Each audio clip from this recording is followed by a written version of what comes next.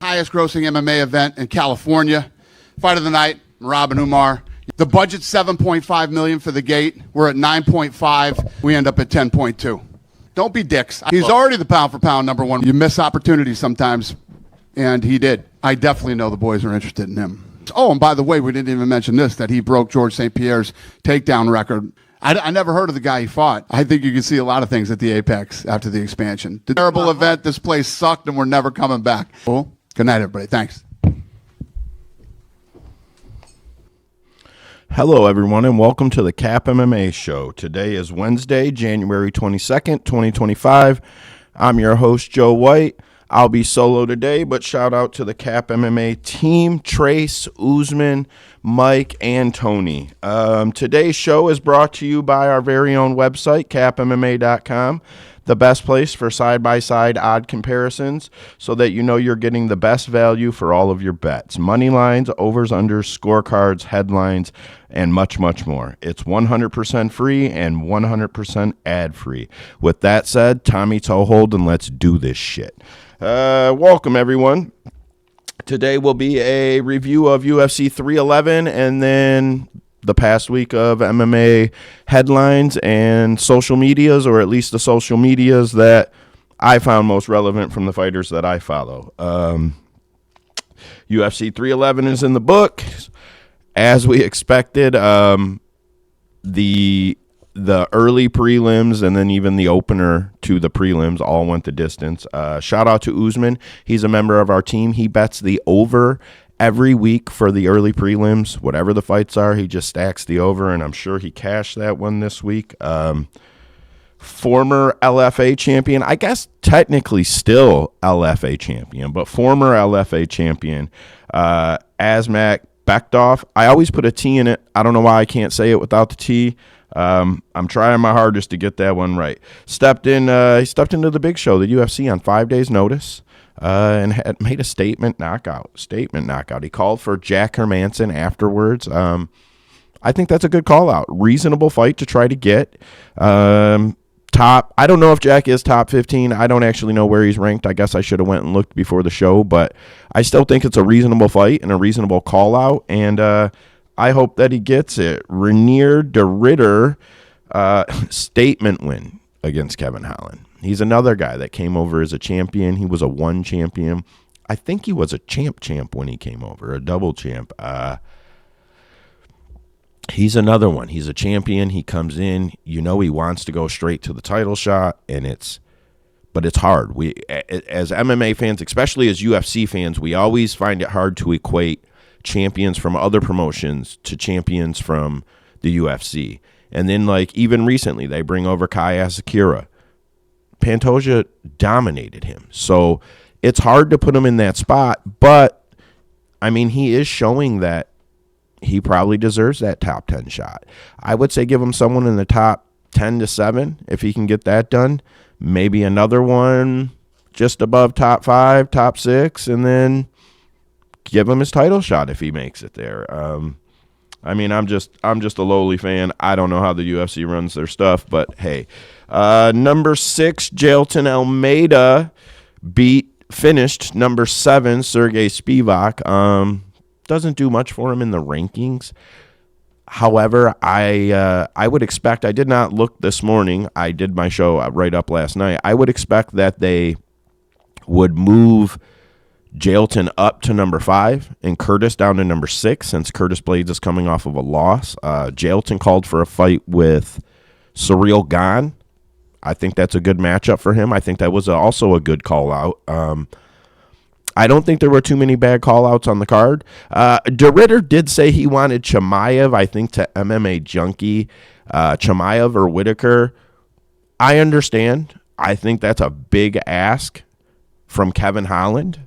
Not that I don't respect Kevin Holland, but I think Kevin Holland even knows he's a bit of a journeyman, and he's proud to be a UFC journeyman, and anybody should be. So I just think that's a huge step up, but I still do think De Ridder should get a top 15 guy, or top 10 guy for De Ridder. Sorry, I was thinking of Azamat. Yuri Prochazka, another I won't say statement knockout, but good knockout over Jamal Hill. I'm usually a huge Jamal Hill hater. I'm usually the first guy to say, damn that, and I'm not gonna. I seen Jamal on his socials. I seen him after. He's taking it like a regular guy. He's literally taking it like someone I know, and not a particular person. He just makes me feel like, he's a regular guy the way he's taking this one, and I'm going to stop hating on him so much. I don't think it's cool that he got on social media and kind of made death threats to a fan. I don't think that's very cool, but I'm going to lighten up on him a little bit because of the way he's handling the loss and the respect that he has, and in the videos I've seen. From there, get that off of the screen here. Some underdogs that cashed were Muin Gafurov plus 424, Alin Perez plus 203, Merab Dvalishvili plus 226. Dog of the week ended up being Raoni Barcelos. His line movement was from like just over plus 400. Our site picks it up sometimes a few hours later because, we use an API to get all of our odds, and, they don't always report the minute they come out. So we seen it at just over plus 400, and then you can find places where it hit plus 700 plus. Man, anybody who hit that ticket, good for you. Real good for you. I got lots of hopes for people having that ticket, but I think a lot of people got burnt on Peyton Talbot. Even at the odds he was at, it looked like he was getting smoked because the odds just kept moving, and that, that means people are putting money on him. I think he was minus 1,000, then moved to minus 1,200. So people were laying lots of chalk on him, probably to turn a small profit, and that's the type of fight where the books, they kill us. They whoop on us. I'm a small bettor, not us. They whoop on the big bettors. They really make out on those guys. So it's I don't know, tough one, tough break. From there, the California State Athletic Commission released fight weights for, they weigh in and then fight day, what they actually walked at. Some weren't too bad. Some guys 1-2%. Heavyweights don't always have to make huge cuts. Some notable ones, the high ones were 17%. That was the highest ones I seen. But a few people hit them. Tajir hit 17%. Peyton Talbot hit 17%. And this is regain. So this is Peyton Talbot weighed in at 135.5 and walked at 158.2. He gained 22.7 pounds, 17% body weight. His opponent, Raoni Barcelos, exact same thing, 17%, walked at 158. Moicano hit the 17% marker, 26.8 pounds he put on. Merab Dvalishvili, 22.8 pounds at 17%. I've talked about this in the past, actually, more than once I've talked about this, and I don't think 17% is acceptable. I sincerely don't. I do think that they could make a system where fighters somehow weigh in once a month, some type of official scale, even if it's a couple times a year at random, when they show up for the drug testing, weigh them in. And then that weight has to be conducive to a certain percentage of how low they are allowed to go. Yeah, I don't believe in a 17% regain. That's like, in my opinion, that's close. That's IV rehydration type stuff. They've been trying to stop this type of dehydration, and I have argued that 12% keeps fighters. It gives them some room to cut, but also, it gives them quite a room to cut. If you're 135 pounds, that's 15 pounds. You can cut from 150. That's not crazy. I think 15% is too high. 10%, I would understand. I think 10% is a little tough. But yeah, I don't like weight bullies, so I would like to see a fix to the problem. Sorry for the runny nose. The studio is cold today. We have heat out here and we have everything we need, but it is frigid outside and the heater won't stop running. So I had to kill it before I went live. Just cut it off. So it's getting a little cold out here. I'm probably going to be a popsicle by the end of this broadcast. So I'll keep it moving. All the more motivation to get it done. What else do we got here? So Jedi Goodman posted lots of people posted it, but I seen Jedi Goodman post it, so I'm going to give the credit to where I seen it. Goodman posted disclosed fighter pay from the California State Athletic Commission. The big controversy is that it says that Islam Makhachev made $200K.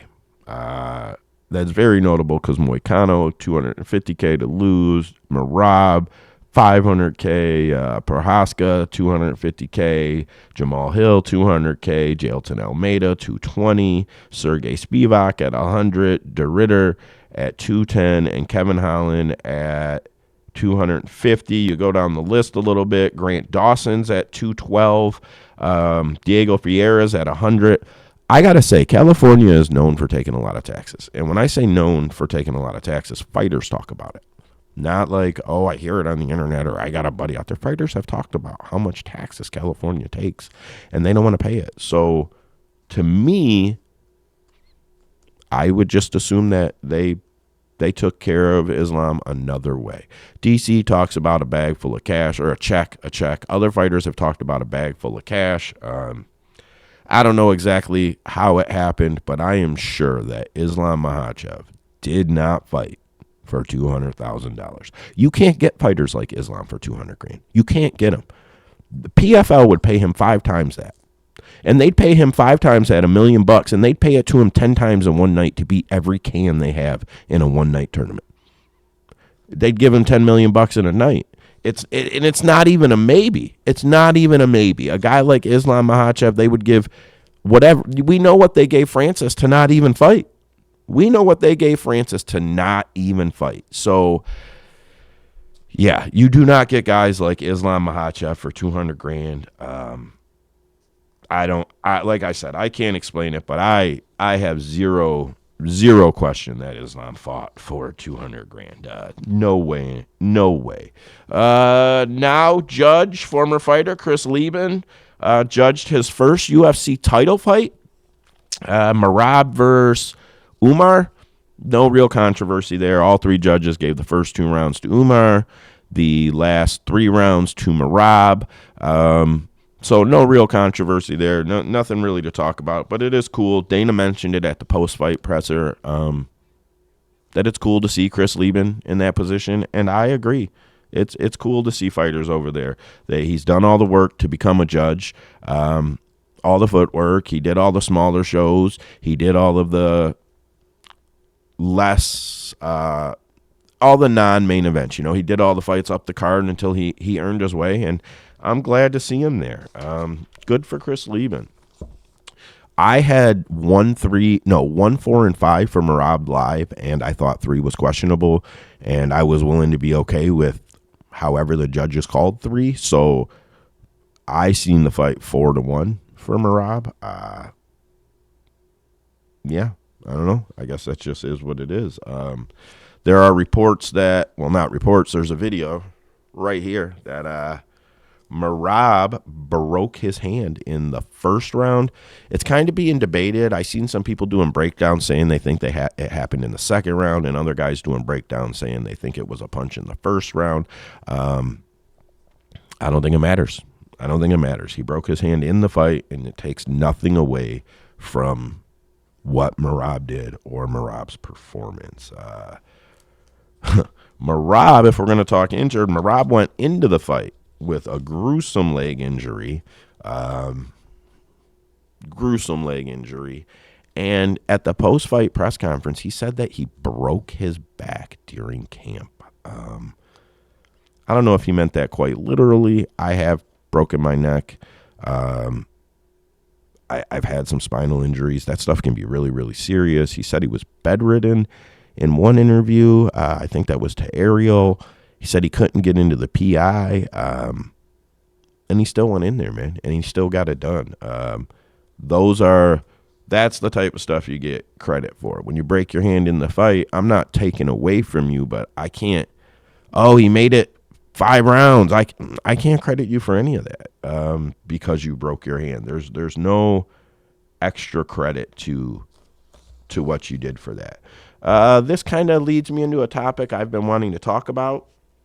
Merab Dvalishvili. Dude is the bantamweight GOAT. Easy. I started this right up on Sunday. A couple people have already beat me to the punch saying this on their videos, but I did some real research. He is easily the pound for pound number 1 or number 2. For me, it's number 2 because John Jones will always be 1 until he is beaten or retires. But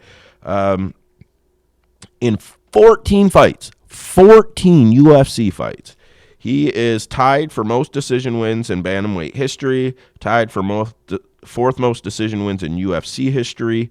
Doesn't mean he's boring. Does not mean he's boring. He's exciting to watch. Tied for 4th longest win streak in UFC history, 2nd longest win streak in the company, active win streak in the company, behind only Islam. The Merab has 12. I think Islam has 14 or 15 now, and Anderson has 15. Longest active win streak at 135. Most control time. Top 10. Now, these are bantamweight. I paused there because I didn't say that clearly. So from here forward, at 135, most control time. Top 10 control time percentage. Top 10 top position. Top 10 most significant strikes landed. Top 10 most significant strikes landed. Top 10 striking differential, most takedowns. He has the most total strikes landed. Yes, Merab. Not any of the other fabulous strikers, Merab. And it's by a huge margin. Number 2 is Eljo at 1,670. Merab has 1,950 landed strikes. Most takedowns in UFC history. He hit 92, passing GSP's record of 90. It took GSP 28 fights. 28 fights. Merab did it in 14.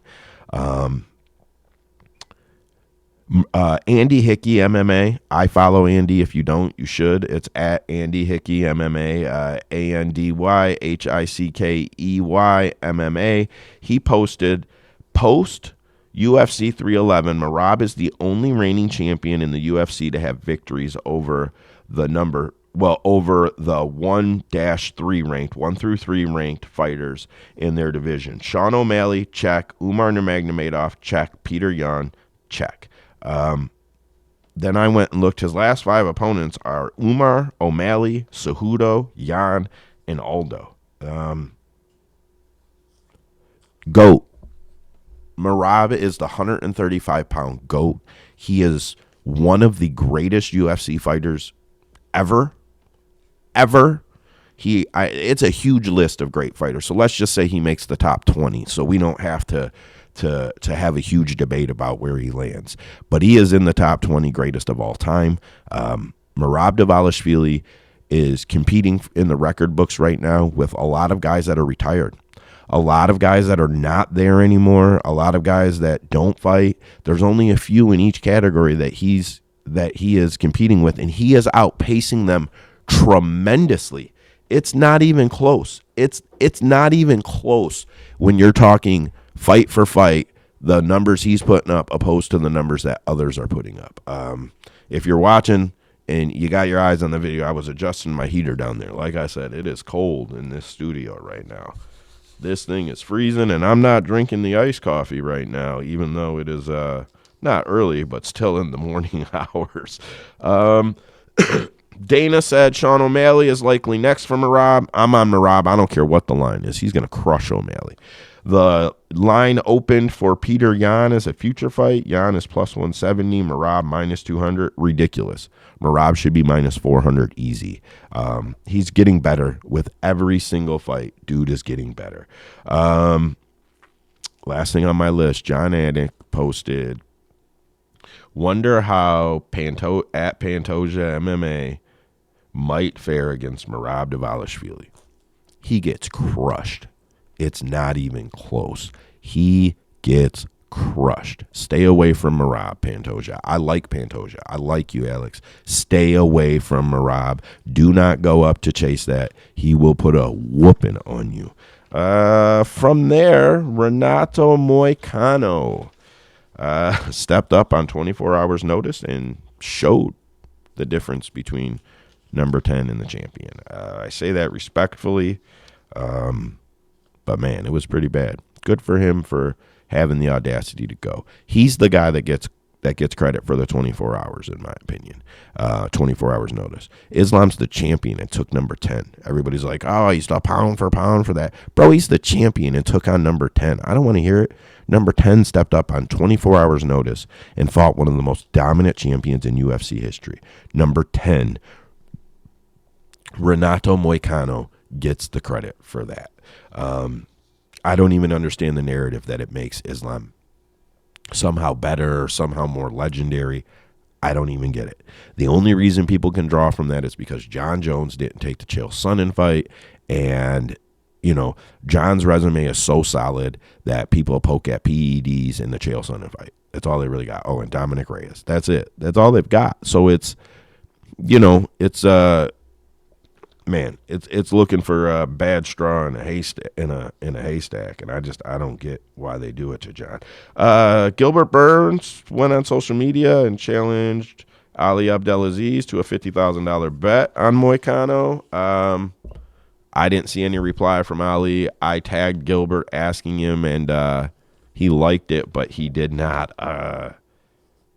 He did not reply. So I'm going to assume they did not bet. For Moicano, though, things are now heating up between him and Paddy. I don't think his stock goes up getting beat that quickly, but I think his profile goes up. I don't think his stock as a fighter goes up as far as what MMA fans are going to think he can do, but his profile goes up. I think him and Paddy could headline a UFC London card or could feature fight on a big pay-per-view. And it raises his profile. And if he beats Paddy, then he gets his stock bump. And, it could still be a win for him is my point. And I wish him the best. I hope that he gets it. I don't have anything against Paddy, but I like Renato. I think he engages with the fans a lot. And I like that. Get him off the screen there. Dana White was asked about Arman Tsarukyan now and says that Arman is basically back to the drawing board. Says they took a doctor down there, says that we've been through this before. Kind of makes you feel like Dana thought he could fight but didn't want to say it, or that their doctors did. Dana even said in a follow-up interview, no, he will have to take another fight. Surprisingly, Renato went on social media and said he agrees. When his back is healed, he's fine with that. So I think he said Charles he would fight, so you can't be mad at that. My favorite thing was Michael Chandler takes to social media after Dana says that and says, you don't show up, you don't get a shot. Beat me if you can, at Arman UFC. And Dustin Poirier quote tweeted it and said, shut up. I like Mike, but Mike, you are not the gatekeeper to any UFC title. You are hardly the gatekeeper to the top 5 or top 10. We all like you, but stop. Stop with the title gimmick. Speaking of Dana, he called Islam pound for pound number 1. I clearly disagree. I think pound for pound is 1 pound of this guy versus 1 pound of that guy, or 100 pounds of this guy versus 100 pounds of that guy. And I think it is John, Merab, Islam. I'll stand on that. I'm willing to debate that in a comment. I'm willing to debate it in a thread. I'm going to post this later on X, see if anybody wants to tell me I'm wrong. But I stand on that pretty hard. Regardless, Islam did say he wants to go up to 170. And he has said if he has to fight Bilal, he will. Being a double champ is his dream. Good for him. Good for him. Not that he's, not that I have a problem with Belal, but Belal is a come lately. He did not grow up in that camp. You cannot expect Islam to change his lifelong dream to be a double champ because Belal showed up for some training at their camp. It's just not right. He did say he would like to go up to 185 too. I think that would be very conducive onto who the champ is. A guy like DDP is going to be far too physical, far too big, and far too strong. You're not likely going to be able to implement your game unless you can somehow just get on his back and squeeze. 155, 170, all day. If they broke down the division 65, 75, guys like Dricus, the bigger 185ers, would still be up at 185. You could maybe do 175 if they divided up the middleweights that way. But I don't think you're going up to 185 unless it is an opportune champion that just fits everything right, that is a slightly smaller guy. I just don't see how that works out for you. And again, I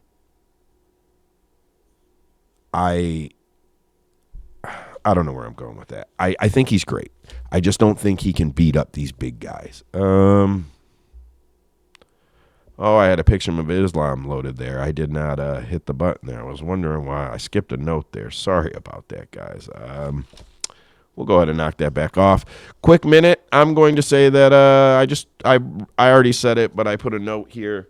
This is my pound for pound.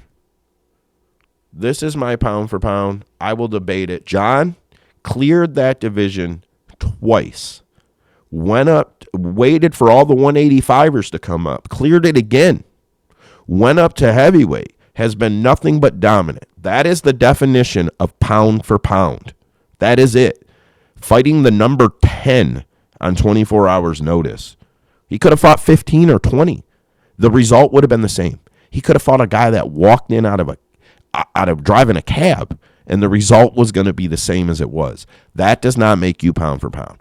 Merab's resume, his last 5 fights, the former champions he's beat, the fact that he has 14 fights and is in top 10 of half of the demographic for the records at 135, he is dominant. That is pound for pound domination, fighting the best of the best to get there. That proves that he is pound for pound.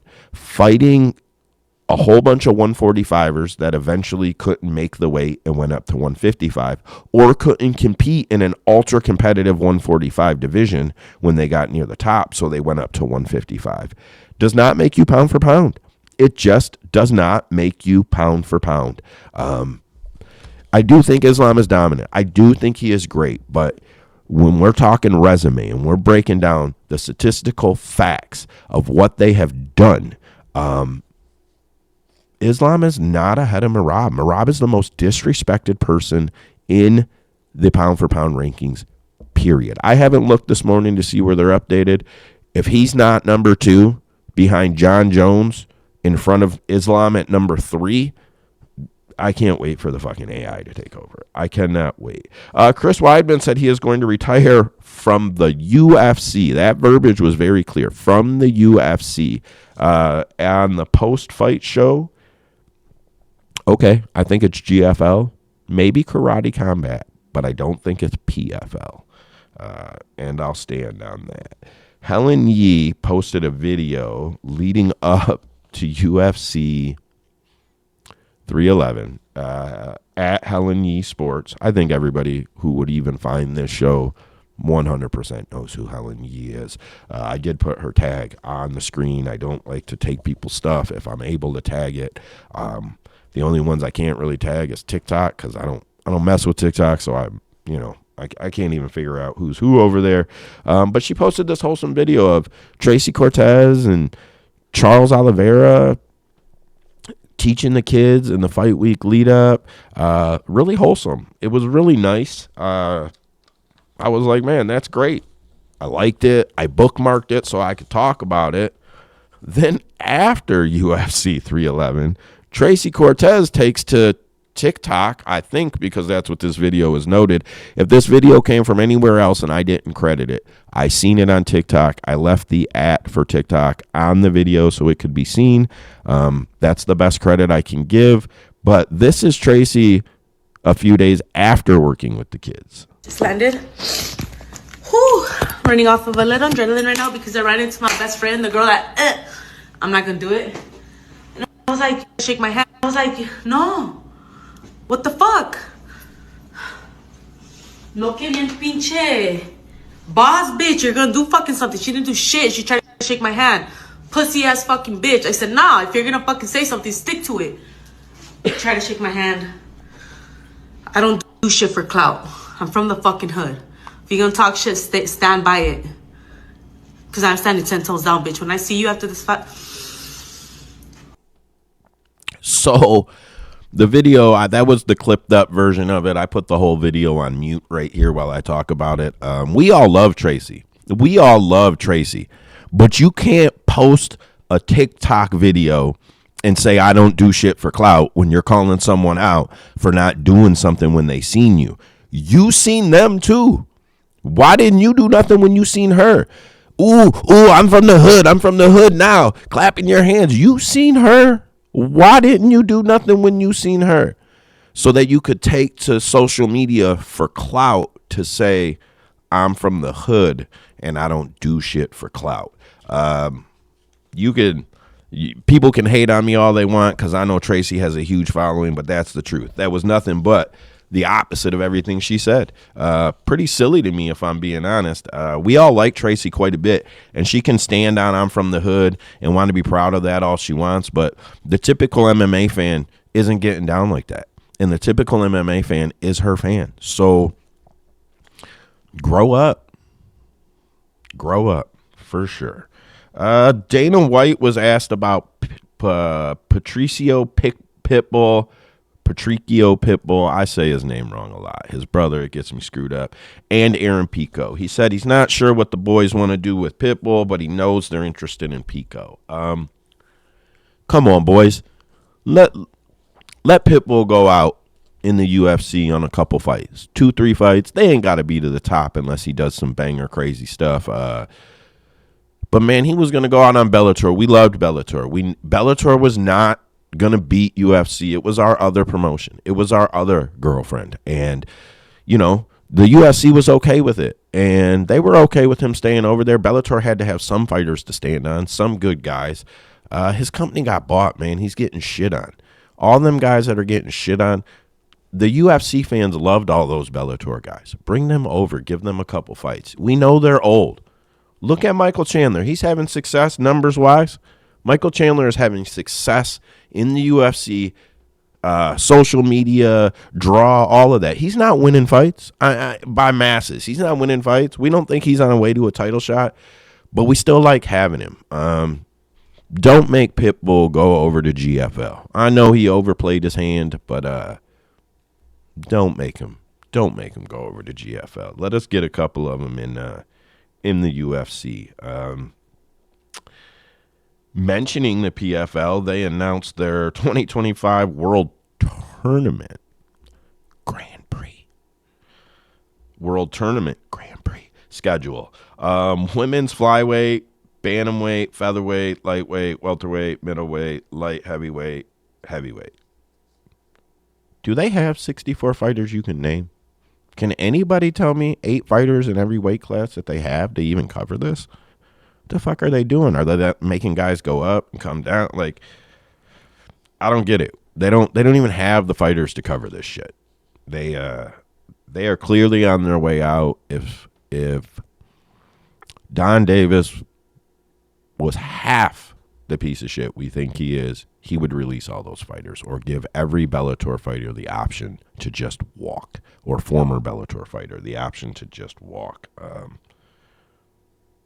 Yeah. Neiman Gracie posted, thank you to the PFL for the opportunity last year. I've decided to leave. I think he goes to the GFL. I think that Holly Holm got her released from the UFC to go to GFL. there are good fights for her. PFL is the better place for Holly, but they don't got the money to pay Holly. Holly is a big dollar fighter at this point. They don't want to pay guys $800,000. I don't think you can get Holly home for under that. Not to come to the PFL. She's a star in your promotion. She's getting a Cyborg contract for sure. So I don't know. Tough spot for Holly. I want to be excited for the GFL, but the fucking team format is stupid. It's stupid. Just come in, bros. Be the next Bellator. That's all we want you to do. Give all of our fighters a home. Bring in all the retired guys. Let them get some camera time. Let them get some talk time. Let them coach on a show that you do. But these teams are fucking stupid. We don't want to see it. We want to see Bellator 2.0 called GFL. Kevin Lee, Tyron Woodley, these are the guys. This is how you build it. But this team format is going to kill it before it gets off the ground. People are not going to get behind it the way you want them to. And, yeah, I just don't see it. Like, I don't give a shit about a New York team. I'm from Detroit. What the fuck is the Detroit team? And if there's not a Detroit team, I don't give a shit. And you could say, oh, we'll just pick the closest team to you, your region. No, fuck that. Should have called them the Midwest, this, that. I'm not watching. I don't give a shit. I'm watching it on Twitter after somebody clips it and posts it. And that's all I'm doing with it because I don't care about your team format, your points format. I don't care about any of that. Do a Grand Prix. That's the good old-fashioned way. That's what Bellator did, and that's what PFL should have did out of the gate. They tried to modify Grand Prix, and it didn't work. The IFL didn't work. And it's not going to work. So I wish that they would just skip it. What else do I got here? Oh, I skipped. Beneil Dariush told the Smo he was paid show and win money after the main event change. Badass. Glad to hear it. That's how you treat fighters. Ali Abdelaziz posted, Gaethje beats Hooker, he can easily be next. If Beneil Dariush beats Poirier, he can also be next. These two would be two names that Islam hasn't fought yet. Okay. I mean, I'm fine with that. I think Islam's eyeing to go up. I hope he goes up to 170 just after Ramadan and then just go straight up to 185 by the end of the year. So I think maybe, just maybe the reason that Arman has to take another fight is because Ali isn't lying. He posted that the UFC has other plans for Islam that no one is thinking. And maybe he's right. It would make some sense. And that would also make sense why Arman is going to have to fight again before he gets a title shot. Maybe Dana knows the title's going to be stalled. We'll see. I'm not privy to insider information there. Chael Sonnen and Daniel Cormier will be the next coaches on The Ultimate Fighter. I don't think they're going to fight. Obviously, it would be cool if they give us a grappling match at the end. Dana White has said TKO or UFC or Endeavor or whatever the fuck it is will be into all combat sports by the end of 2025. I think that was the quote. So, okay, give us something else. Let them arm wrestle. Fuck it. Slap fight. I don't care what they do, but we need something. We need something at the end of the season. It's got to be DC versus Chael, grappling, slap fight, arm wrestling. I don't care what it is, but it's got to be something. And I'm going to be tuned in for their show. I watch every episode anyway, but I'm excited. I hope that they start really trash talking each other. I think the UFC knows that the Ultimate Fighter is going to die with the old generation. 35 plus right now, with a few exceptions, like people who grew up watching it. But the larger fan base is the 35 plus crowd, and I think the UFC knows you got to get some old heads. You got to aggregate us. You got to get us in there. You got to get us to tune in. So I think that's what this is. And I also think that if this season does not do well, it is the final season of The Ultimate Fighter. If they can't bring in ratings with Chael Sonnen, who is a huge social media presence, and DC, which is also a huge social presence, I think this is the last season if they can't if they can't reel it in. That's just reel in the viewers. What else do I got here? Anthony Smith told Ariel Helwani he wants one more fight. Decided, like, I can't go out like that, crying on the way to the cage, where, having a goddamn panic attack and just upset and sad, and going in there and letting Dominic Reyes punch me in the face just to feel something other than grief. I just didn't want to do that. So, yeah, we're going to go one more time, Ariel. One more, and that's it for me. Good. I didn't want to see Anthony go out like that. That's everything he just said. Perfect for me. Win, lose, or draw, I am very happy to hear that. I hope he can get himself in a good, healthy mental place to do it. I'm happy for him. I hope they let him main event a fight night. I think that's the spot. I know he is a pay-per-view fighter. I know that. Let him main event a fight night. Last one. Put it in his hometown or wherever he wants to fight, and let him get after it. I'm happy for him. BKFC announced that they partnered with Max Crosby or brought him on board. Don't PFL yourself. Please don't PFL yourself. Do not get a bunch of investors, BKFC, that quite frankly have no idea about your sport. If Max isn't going to knuckle up, if he's not about to get in there and fight, his eye for the sport isn't enough. Don Davis proves that shit. David Feldman is a fighter for real. You listen to that man's story, he is a legit hard-nosed, hard-ass type guy. And he needs those type of people around him to build the business that he's building. You don't have to treat people poorly, but he needs those type of people around him that are about that life. I'm not saying Max Crosby isn't a big, awesome athlete that wouldn't fight people. I'm not saying that, but he's an NFL player. He has a reputation. He has things he can and can't do. Max Crosby cannot do a lot for the BKFC, in my opinion, and I do not want to see them. You guys know that Kevin Hart is one of the biggest investors in the PFL? Go watch the roast of Tom Brady when Kevin Hart introduces Dana White. You can see when he goes, Dana White. He has no fucking idea about MMA and had no business investing all that money in there. And it took credibility away from the PFL in the long run. And I just don't want to see the BKFC go down that road at all. All right, we're getting towards the end here.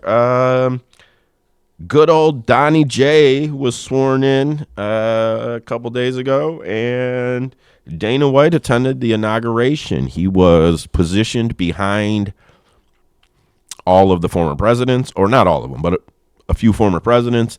And when Barack Obama entered the room, he was clearly the star. He was clearly the coolest guy in the room, or the coolest guy in that part of the room. And Dana White was thirsty. He wanted to be acknowledged. He wanted a nod. He wanted a handshake. He wanted something. And if you watch, Barack comes in, he ignores Dana out the left eye the entire time like there's an invisible wall there. Does his handshakes, turns, puts the wall over here, and pretends Dana is never there. We all know Dana is Donnie J's boy, and Obama played his cards exactly the way he should have, and Dana lost that fight. Dana lost. Dana is usually the man, so it's cool to see when when he's not the biggest guy in the room. All right, couple quick fight announcements, and I'm out of here. So UFC 313 is heating up. AP, Alex Pereira versus Magomed Ankalaev is official. Opening odds per Aaron Bronstetter. He posted this, and then he posted again 12 hours later, so credit to him. AP opened at plus 170, Ankalaev minus 200. In 12 hours, AP had been bet down to plus 135, and Ankalaev down to minus 155. We were talking about this in our space last night. Has a champ ever been an underdog and lost? it seems like it is the kiss of death.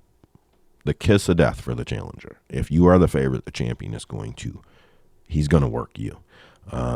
We couldn't think of any examples. If anybody can, I would love to see it in the comments or hit us up over on Twitter, but we couldn't think of any champions that were the underdogs and lost. If you can think of any, let us know. But we think that it is the kiss of death for a fighter. And I also think AP goes off as the favorite, or it goes off as dead money by the time that fight hits market, I guess. Dan Hooker and Justin Gaethje was announced. Tough fight to bet.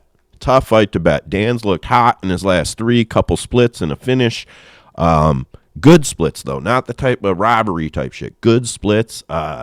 Justin was in a banger. He always is, and got knocked out hard by Max in his last fight.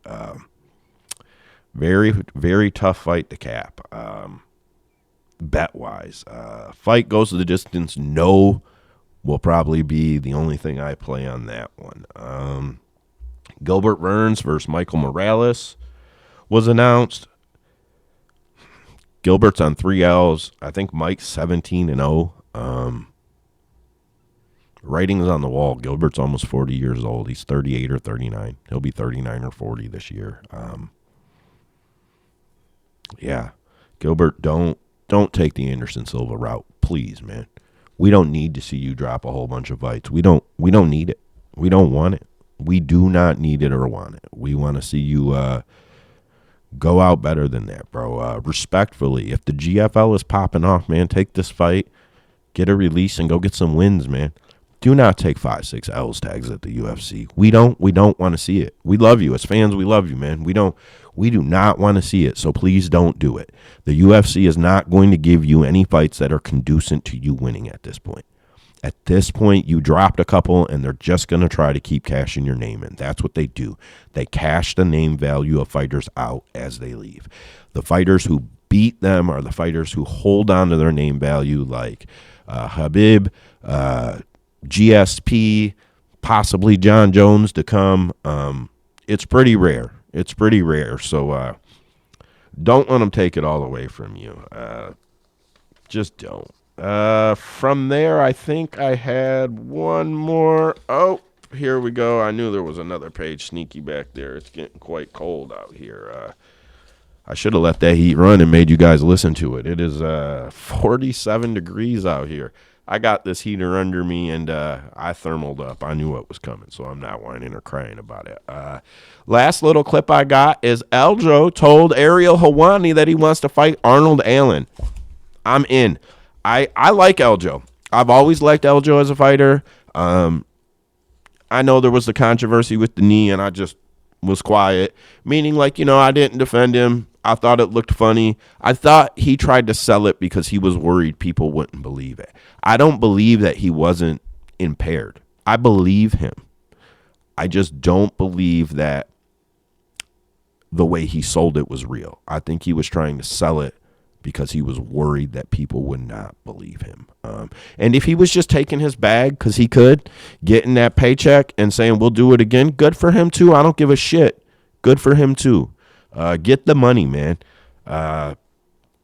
But, he recently said he wanted to fight Arnold Allen. Let's see. I got a clip here where I got it loaded up here. I was kind of hoping to fight Arnold Allen because I don't know if he's fighting Yair Rodriguez anymore.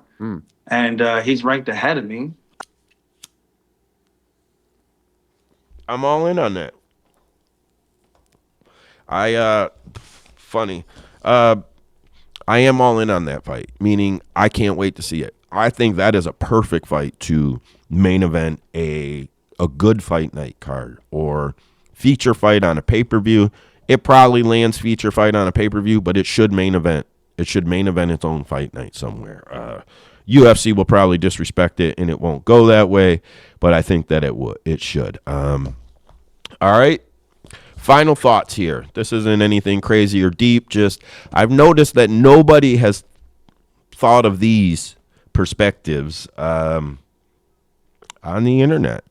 I said it last night in the space. There were some people in there, a group of people. Maybe someone else is taken to the interwebs by now. But when Magdi Amachov, Merab's friend, went to train with Umar.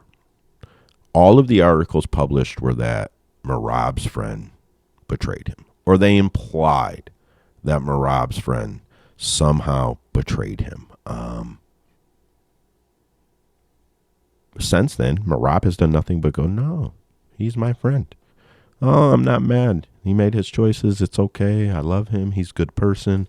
And good for Merab. But has anybody considered the fact that, just like everybody said, Merab let this dude live on his couch? Merab fed him. Merab made his life possible. Anybody ever considered that they became close friends?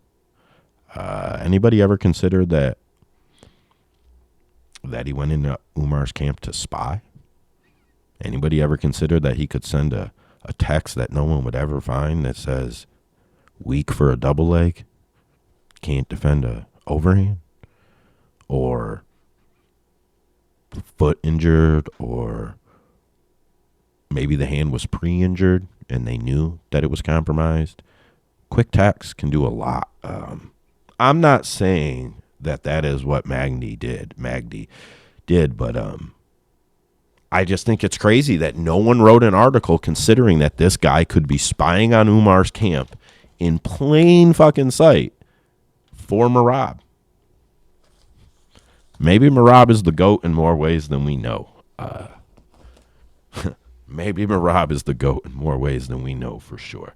All right, if you're still listening, please like and subscribe. I don't know where that shit pops up down there or up there. If you're floating us around on your screen, I have no idea. But please give the video a like. Please give the channel a subscribe. I'm gonna put out at least one of these videos every week till I can get my co-host on here with me. I think eventually we'll do lives, but the pre-record works really nice. The quality seems to stay up.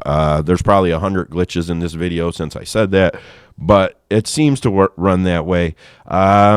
And with that, I'll leave you with the weekly toast. Here's to yous and here's to us. Friends together, look at us. And if we ever have a tuss, fuck you. Here's to us. CAPMMA.com. Shout out again to all the guys on the CAP MMA team. Trace, Usman, Mike, Tony. Those guys do a lot. We got some group chats. They keep them going. MMA 24/7, 365 days a year. I appreciate everybody. Thank you. And I'm out.